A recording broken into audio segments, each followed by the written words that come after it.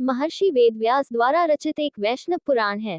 इस पुराण में 7 खंड, 697 अध्याय और 55,000 श्लोक है।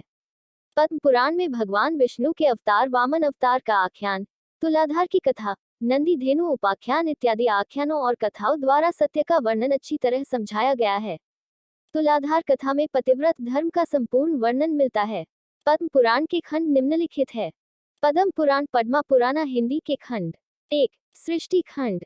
2. भूमि खंड। 3. स्वर्ग खंड। 4. ब्रह्म खंड। 5. पाताल खंड।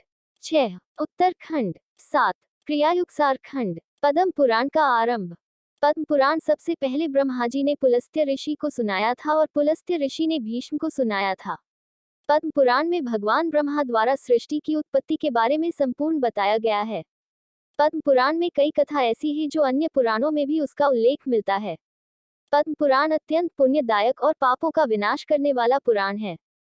भावार्थ, जो दर्शन करने से सारे पाप का नाश कर देती है, स्पर्श करने पर शरीर को पवित्र कर देती है, प्रणाम करने पर रोगों का नाश करती है, जल से सींचने पर यमराज को भी भय पहुंचा देती है, आरोपित करने पर भगवान श्री कृष्ण के समीप ले जाती है और भगवान के चरणों में चढ़ाने पर मोक्ष रूपी फल देती है, उस तुलसी देवी को नमस्कार है। तुलसी की महिमा पद्म पुराण, ब्रह्मवैवर्त, स्कंद पुराण, भविष्य पुराण और गरुड़ पुराण में भी वर्णन मिलता है। पद्म पुराण के अनुसार हर दिन तुलसी की पूजा और दर्शन मात्र से समस्त पापों से मुक्ति मिलती है। इस पुराण में तुलसी को मोक्षदायक कहा गया है। पद्म पुराण में यह भी कहा गया है कि समस्त नदियों का स्नान करने का जो फल मिलता है वह सिर्फ तुलसी पत्र के स्पर्श करने से मिल जाता है। तुलसी की पूजा करने मात्र से सभी कर्मकांडों का पुण्य मिलता है। पद्म पुराण में क्या लिखा है? पद्म पुराण में भगवान श्री विष्णु की संपूर्ण महिमा का वर्णन मिलने के साथ भगवान श्री राम और श्री कृष्ण का चरित्र वर्णन मिलता है।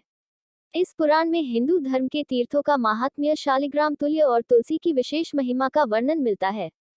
पद्म पुराण के कितने खंड है? पद्म पुराण में 7 खंड, 697 अध्याय और 55,000 श्लोक है। पद्म पुराण का दूसरा नाम क्या है? पद्म पुराण के अनुसार इस पुराण में भगवान श्री विष्णु की आराधना, पूजन, ध्यान और भक्ति भली भांति ज्ञान दिया है। इसलिए पद्म पुराण मुख्य रूप से वैष्णव पुराण है।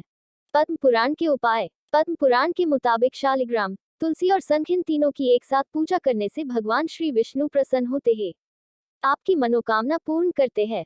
पद्म पुराण के मुताबिक दीपक, शिवलिंग, शालिग्राम, शंख, तुलसी, रुद्राक्ष, पुष्पमाला, जपमाला, यज्ञोपवीत, यह सभी को बिना आसान दिए भूमि पर रखने से महान पाप होता है। पद्म पुराण के मुताबिक बिना किसी कारण दुश्मनी न करे, किसी भी निंदा न करे, निंदा करने वाले मनुष्य से दूर रहे, किसी भी प्राणी को दैख न दे।